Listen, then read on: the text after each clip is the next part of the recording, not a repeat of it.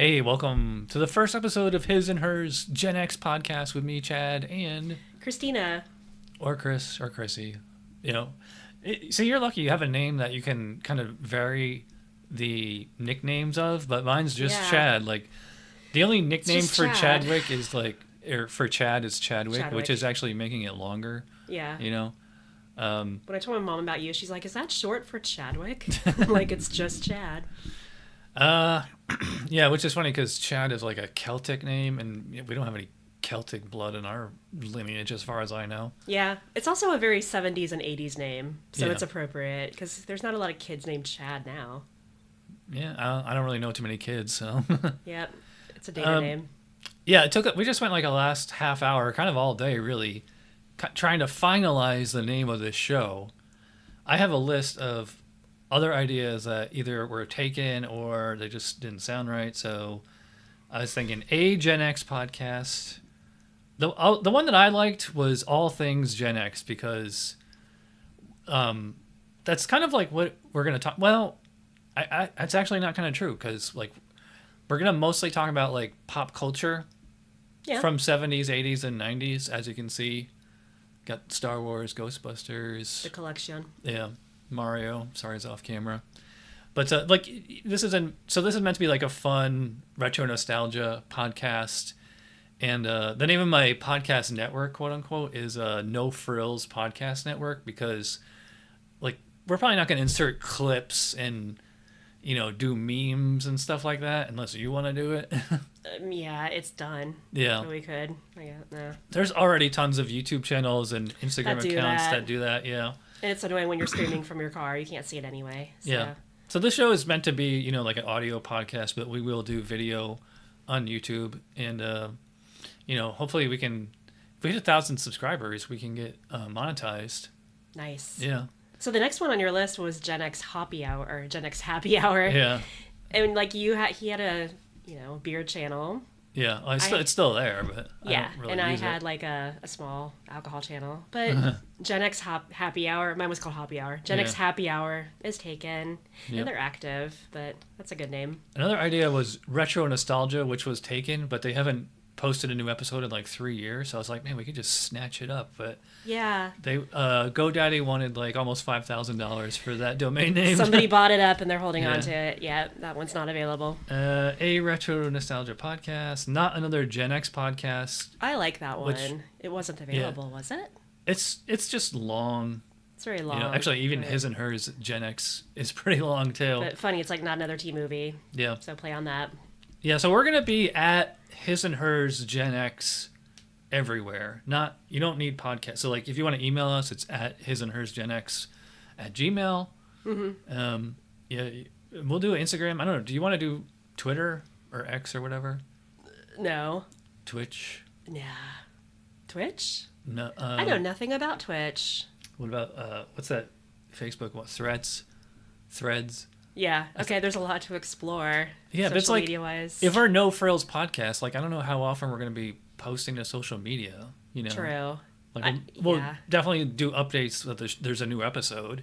Yeah, we can. Yeah, but I don't know if people are going to follow us on it's Blue Sky. It's going to take a while. Yeah, that's what I was thinking. It's going to take a while before you get an audience, but it's like, maybe we can start a Discord, or there are already other Discords and Reddits out there. Maybe we could start one. Actually, that might be better than social media, like where you can actually kind of have long form conversations with people. Yeah. Instead of just Do you get Discord? Does anybody our age get Discord?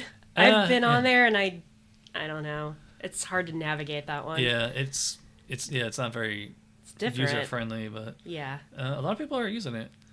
So the other idea is CNC Podcast Factory because Chad and Chris. That's cute. But yeah, I thought but that's only referencing one specific thing from the 80s or 90s. I think they were in the 90s. I feel like people could click on that and have no clue. I know if we were doing a podcast just about CNC Music Factory, then that would be the perfect podcast name. Is there such a thing already? I don't think they had enough content to warrant an entire podcast series. Maybe one episode. Yeah. But, everybody dance now.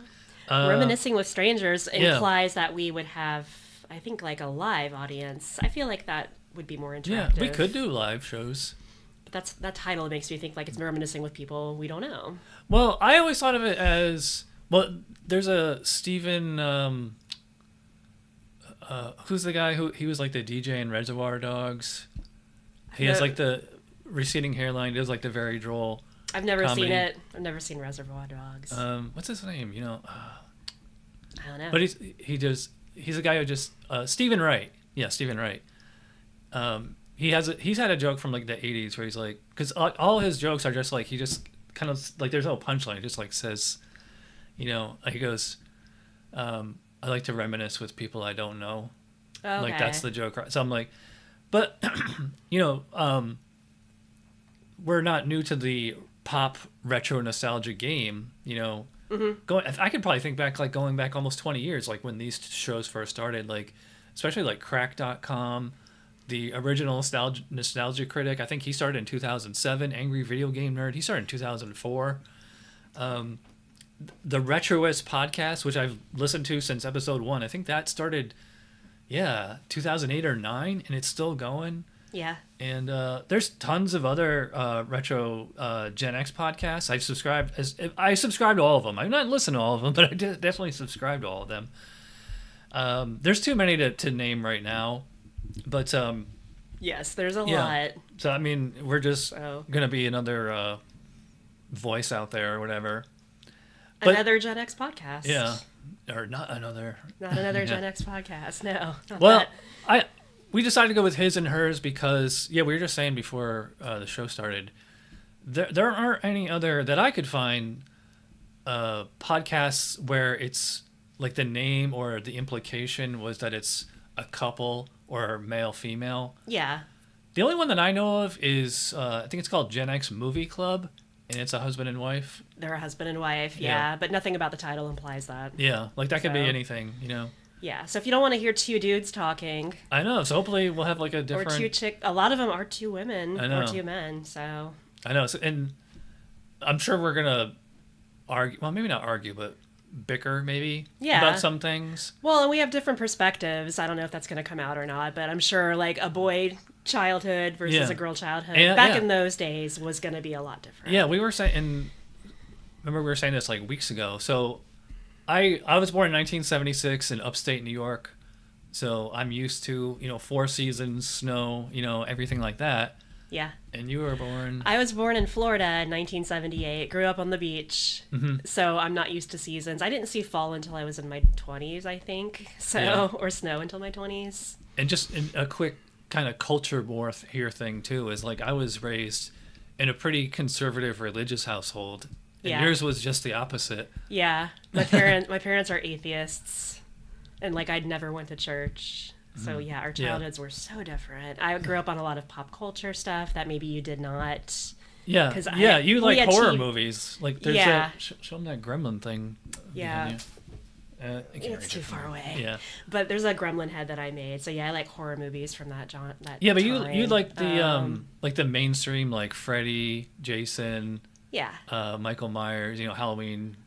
I don't think I saw like hardly any of those movies, and if I did, it was like just a few clips here and there. Yeah, it's funny. The first movie I remember seeing was Poltergeist, and I must have been like 5. The first movie you ever saw? Just like from memory, the first scary movie I think I saw. But I was a small child Your parents let you watch R-rated movies? It was the 80s. Like my parents. It may not even be R-rated. It might be like PG. Oh. Like things were different back then in terms of ratings too. Like kids could swear in movies and it would be rated PG because there was no PG-13. PG-13. It's funny. It was either with Gremlins or I think it was Indiana Jones and the Temple of Doom. That was the first PG-13 movie. Yeah. Because it kind of walked out like it's way too intense just to be PG, but yeah, they had to not nearly gory or vulgar enough to be an R. Yeah. So that's something worth looking up if Poltergeist is rated R or PG. I feel like it's PG. So I'll have to look it up. But maybe we can do that. Oh yeah, so like this episode is really like episode 0 because we're just introducing ourselves. Like next week we'll actually cover a topic. So we'll do some like research and be prepared for Well, something the idea that I had for the show was we would rotate weeks, and it would try to be, but not necessarily, for one of us to show the other something that they never saw as a kid. Mm-hmm. So Christina's never saw any of the original Star Wars movies. I saw the I don't know if that's possible. I saw the Ewok movie. That's Return of the Jet's the third one. Yeah, but nope, no Star Wars. I thought that would be a good episode 1. Like, what is like a bigger name IP than Star Wars, you know? Yeah, but I know nothing about it, so maybe you can teach me. Yeah, and I thought that would be like something we could do too. Is I could teach you about something I experienced. Whoever's like the host. Yeah. Like, I think the host should like put together a list of like, did you know facts, or, although I mean like with Star Wars could be a 10-hour podcast, you know. Could we make a podcast like a PowerPoint? Yeah, you can if you want. Yeah. I don't think that's kind of overkill. You could probably just write it down on your phone, or, you know, make it like a. You could just ask. You could just tell ChatGPT, hey, give me 10 did you know facts about Goonies, or, well, we both saw that. You know. No ChatGPT. Because that's a new invention. This is a retro podcast. So? But you could probably come up with a list of stuff you could teach me on Star Wars without even looking it up. Yeah. Like, you know it well enough where you could do that. And it's funny because if you can see behind me, I have not every, but a lot of the Star Wars on VHS and DVD, and these big record ones. That's Laserdisc. I don't have a Laserdisc player. Do you remember Laserdisc? I don't even remember anybody who had one. So it was in my middle school. They brought them in, and I remember thinking, "Wow, what the hell is this?" And like by the next year, they were gone. We never owned one, and we in a store today. We talked to some guy, and he said, "I can't even find a Laserdisc player." Yeah, because not a lot of people had them. So, well, what I was going to say was because the original Star Wars from the 70s and 80s, they had like practical effects, and then in the 90s, George Lucas like tried to redo it all with computer effects, and then like in the original Star Wars Episode 4: A New Hope, like there's that like an added scene that they couldn't do because of the technology at the time, but then they, you know, used the CGI.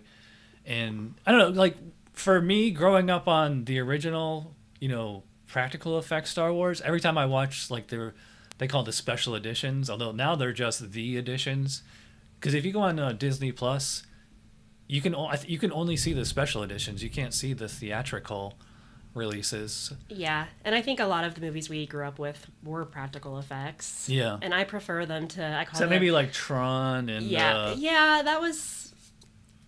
It's not a great looking movie, but it's close and near to but it's near to my heart. Last Starfighter. Did you ever see that one? No. Oh yeah, that used advanced computer graphics for the time. Okay, it was a total Star Wars knockoff, but yeah, but I prefer them to like the CGI shitfest. I call them, where it's just so much CGI that your brain can't even comprehend what's going on. I dig that old timey CGI, like in Tron, though. We watched Tron like a year or two ago. Yeah, it's still. I watched that in film school. It still holds up. Yeah. Yeah, I mean, it's just like so revolutionary for its time. I mean, it holds up. It's a good story, though. The story's okay, but it's just. Especially if you take a gummy. Yeah, and I think that's usually when I watched it. So. I never saw Tron as a kid, but it's got the intense scenes though. It's like pretty. Oh yeah, we got derailed like the second. Going back to my Star Wars point is since I have the VHS tapes here, I actually have a CRT TV in my bedroom. Sorry, there's no room for it out here.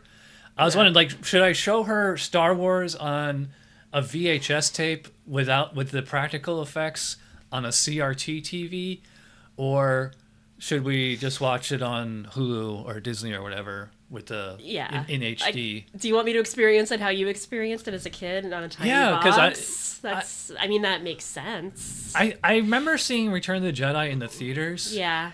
But I don't remember seeing the other. If I did, I had to be like real little. What we should do on this show is we should just stop and like call our parents to like have them fact checked, you know. Like, hey, Mom, you're on the His and Hers Gen X podcast. Did I see Star Wars in the theaters as a kid? You know? And then you have to go by your parents' memories, too, which might not be accurate. My mom says she took me to a movie when I was a kid that I don't remember. And she's like, I sat through the worst movie of my life for you. And you don't even remember it. It was a Rainbow Bright movie. So she definitely could recall stuff I don't. I remember watching a Rainbow Bright on VHS. Not in the theaters. It's probably the one she took me to the movie theater in, and I was like, thanks, but I don't remember. Yeah, I remember when we first got a VCR, it was one of the first things that my sister rented. Oh, yeah. And you remember how, like, with the VHS, like there's two ways to fast forward and rewind. Like you can either hold down and it does like with the screen. Yeah. And then if you hit stop and fast forward or rewind, it goes like 10 times faster. I want to say we had a Betamax. That was before we had a VCR, and I want to say you had to stand there and hold it the whole time. Oh, really? Like there was no cassette remote. tape? I think you just stood there and pushed down a button. That's what I remember anyway. Yeah. And that's probably why it didn't work out. Because the VCR, you could just push a button and walk away. I don't know if the folks at home can hear the thunder outside. We're in Central Florida in the middle of summer, so. Yeah, we're in Florida. It's about to storm. Yeah. Yeah, so, like I said, we'll try to rotate weeks. And trying to keep it to, like, pop culture. I think, like, maybe we could throw, like, a little bit of sports in there. Okay, so I know the story of the 1984 men's hockey team, and I know there's a document, 1980. Yeah. Okay, the Soviets. There's a documentary about it I'd like to watch. Oh, there's tons of documentaries. But there's, like, supposed to be a award-winning one out there. I don't know, I just want to learn about it. I think I used to have that DVD. That's something I'd be interested in learning about, Yeah. and The only problem would be, like, is... yeah, we'd have to keep it to, like, something national like that. Because, like, for me as a kid, one of my sports memories was the 86 Mets. And, like, if you weren't a fan of it, you probably would have no interest in it now, you know? Yeah, I didn't watch a lot of sports in the 80s. I'm familiar with, like, wrestling. Oh, like Hulk Hogan? Yeah. And, I guess My mom wouldn't let us boxing. watch wrestling. No kidding. It's so staged. I know. My mom wouldn't let it. She said it's too violent. I tried watching it's like a match between Hulk Hogan and Andre the Giant from 1980. It was so slow and boring, but that was huge when we were kids. There's this YouTube or beer tuber, I should say, really. Joe Senegalia. He had, like, his entire garage is like a 80s style arcade, Nice. and he has like 3 TVs in the background, and it's like they're always playing 1980s WWF wrestling matches on there. Mm-hmm. Yeah, like one of the toy stores we were at today had that in the background too. Yeah.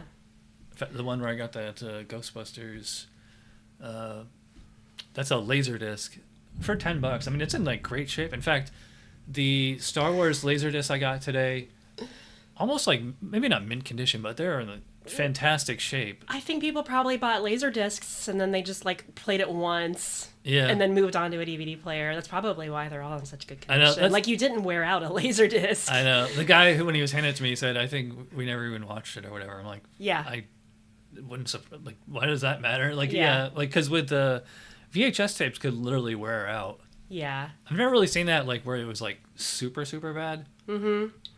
Well, I think a lot of the stuff that we're finding, we're trying to find kind of retro stuff.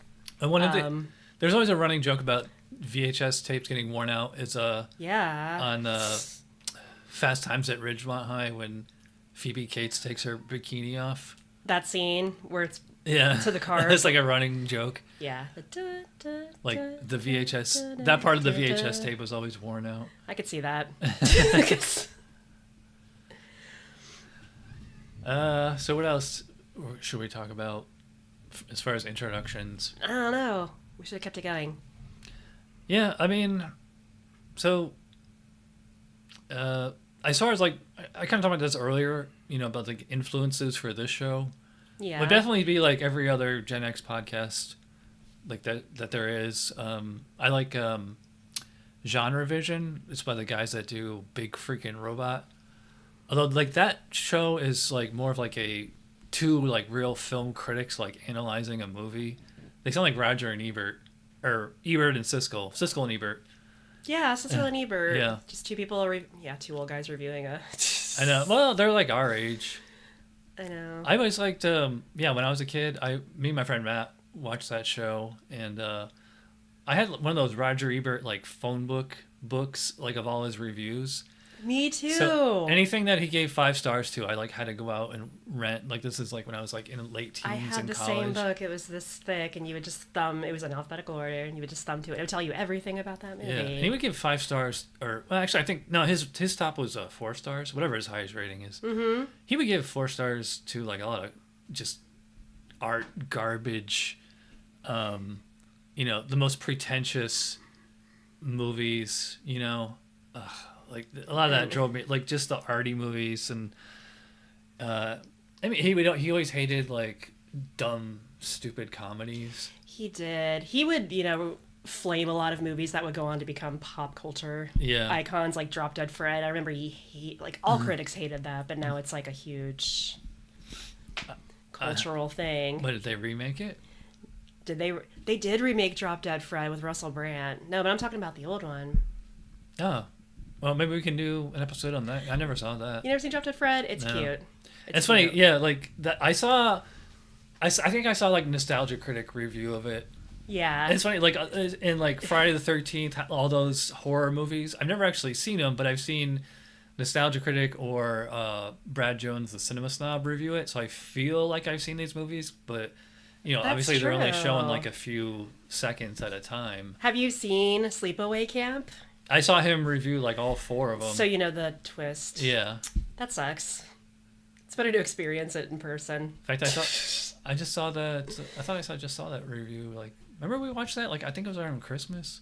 Sleepaway Camp? No, like his review of it. That's probably how you saw it then, because Yeah. I've actually seen it. I don't know if that counts as seeing it. If Yeah. you get the gist of it, at least. Yeah.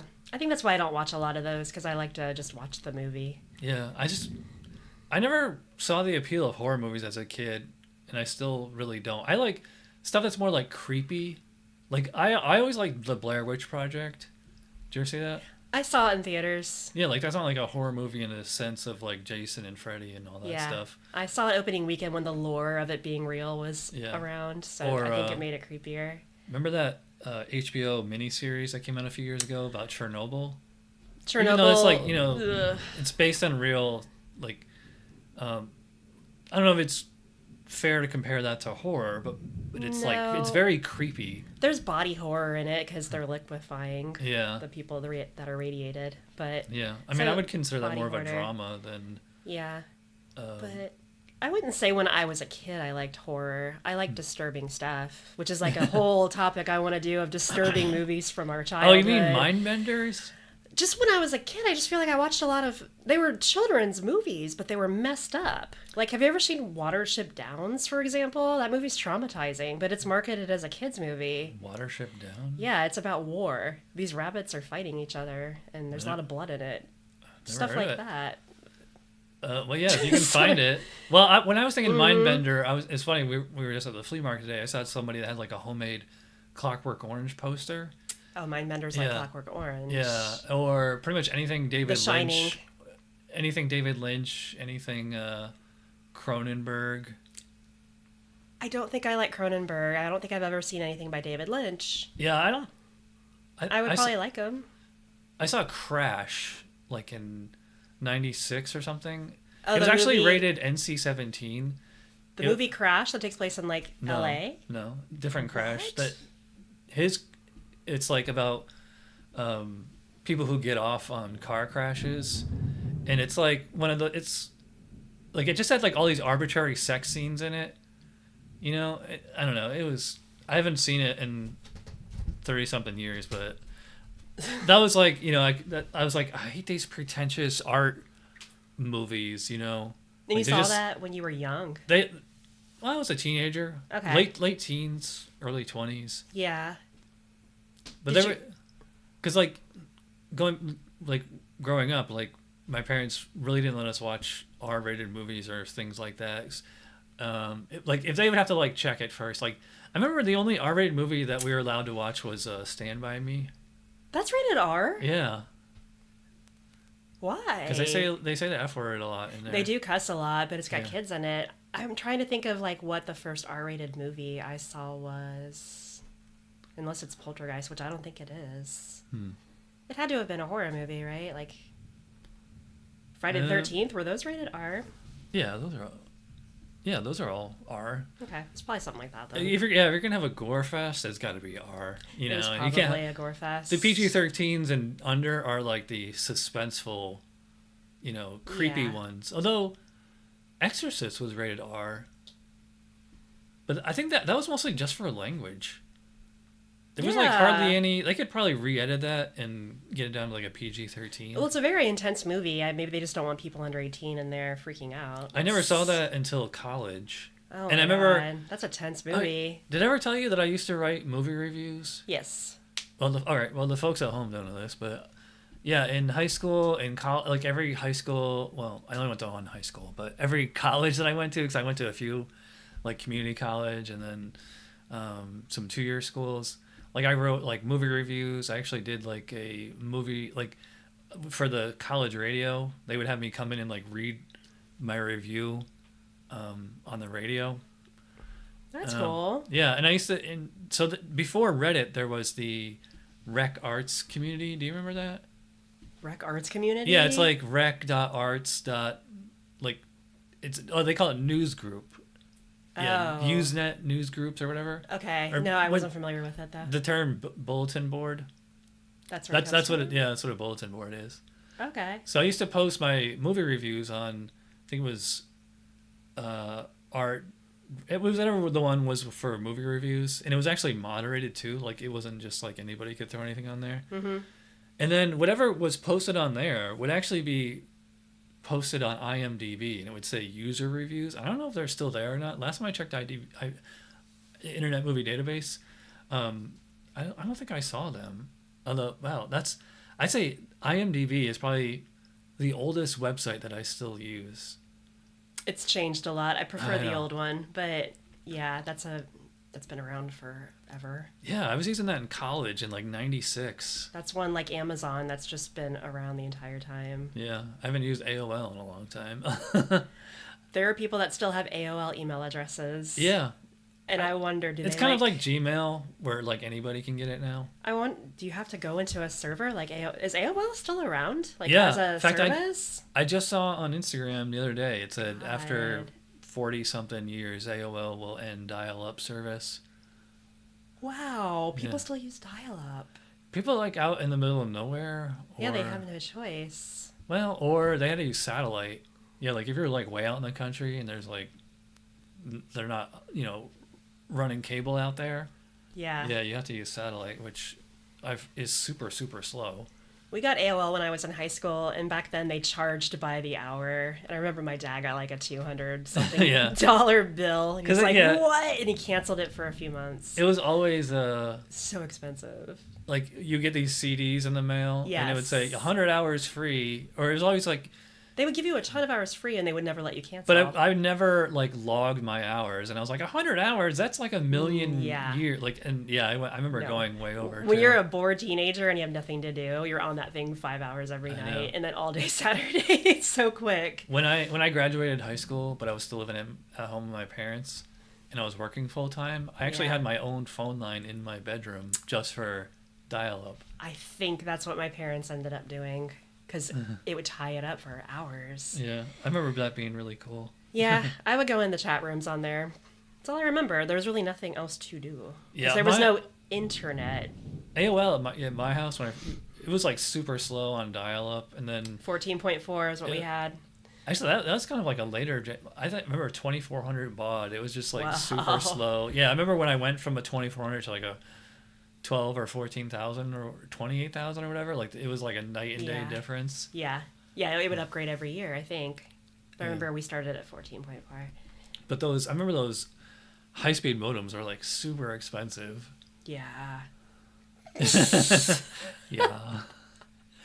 That's an experiment you could do. Try to see if you can get on dial-up. You'd have to have a phone thing installed in your I know. I don't have a landline. a landline. Yeah. You're saying those like. I'll have to see if I can find it. It's like an ad of like the VIC 20 from the early '80s, and it had like the headset that would be on the wall. Like you would actually put it into this contraption. Mm-hmm. I remember seeing that like the early '80s, and I was like, wow, you can hook your computer up to a phone. Yes. I remember that being like, and this is like way before AOL and stuff like that. Yeah. I'm trying to think of like when I first heard of the internet. It had to be So, probably my senior year of high school or something. yeah, I was probably a sophomore in high school, and my dad got it.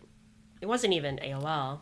It was like, Yeah, because I got AOL. I was on like the Netscape browser, and I think we just mainly used it for email. There wasn't really even chat rooms. Yeah, and I remember It's very basic. when you could get your internet over cable, and like it was like 1,000,000 times faster than dial-up. Mm-hmm. Yeah. Did you ever have like? Because I remember once that started. Did you ever use AOL Instant Messenger? The bloom, bloom. Yeah, constantly. Yeah. That's how we all communicated. I could tell people who had cable and people who didn't, because people who had cable would leave their AOL on and their computer on basically 24/7, and they would change their status to like. I remember my friend Chris was like so popular, like his phone was just blowing up and his AOL Instant Messenger was just blowing up. He had to step away. He's like watching Simpsons. Be back in 30. Wait, so he had his computer on in the background? Yeah. Because this was before phones, so... And he had to, like, he would just listen for the bloop. Yeah, so that was his away message, because he would, like, it wasn't just away, Yeah. Like, he wanted people to know, God damn it, I'm watching The Simpsons right now, so don't bother me. That's crazy, because by the time I had cable, I don't think I even used that anymore. And I think when we had 14.4 or whatever, it always logged me off. There was always like an inactivity log off, so you weren't on all the time. Mm-hmm. That's why it was a big deal if somebody logged on. It's like, hey, I'm home. I've been out all day, and you don't have access to me all the time. Or somebody calls and it knocks you offline. Yes, that was an early thing too. But yeah, that was before we were connected all the damn time. Yeah. So.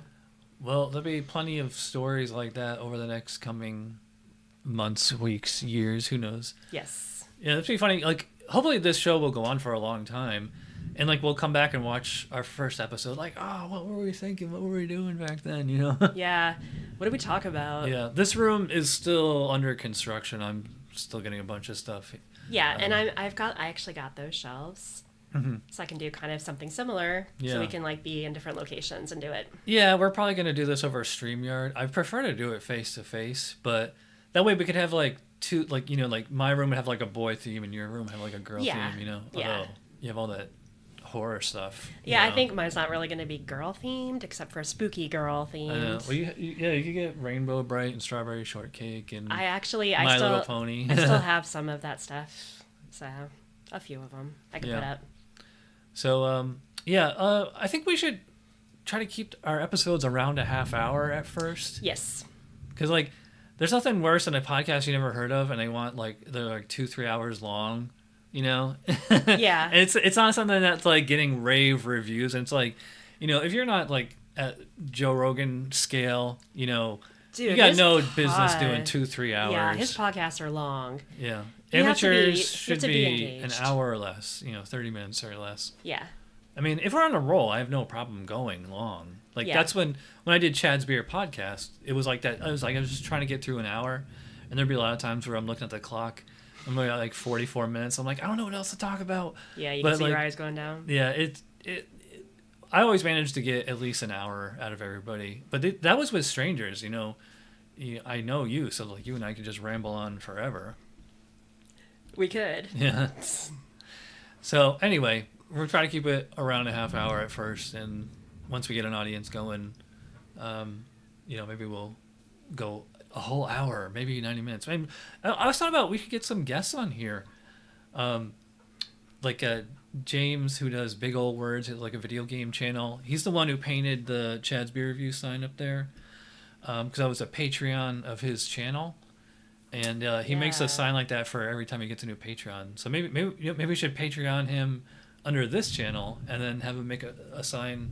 That could be our logo. That would be cool. Yeah. His and hers. Yeah.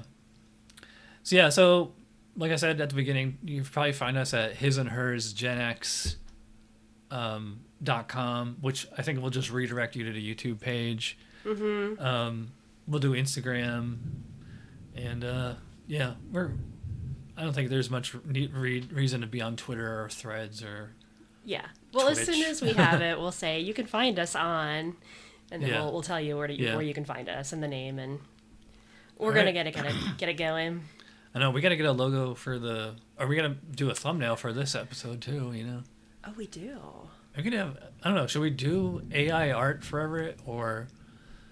I feel like that's what every podcast is doing now. Every podcast has AI art for every, like cartoons, like, just based on what they're talking about. Or do you just want to do a freeze frame of us, just like, you're just like stop a video just on a random frame, and it's just somebody's mid word, and they're like, Or you could do that, and then like have like a controller here or like 80s stuff. Yeah. Around it. I don't know. Yeah, or you can just do a cartoon. Yeah. We'll see. We'll see. All right. We'll figure it out. I guess that wraps it up for episode 0. Episode 0. We'll be back next week with Star Wars. Yay. Bye. Bye.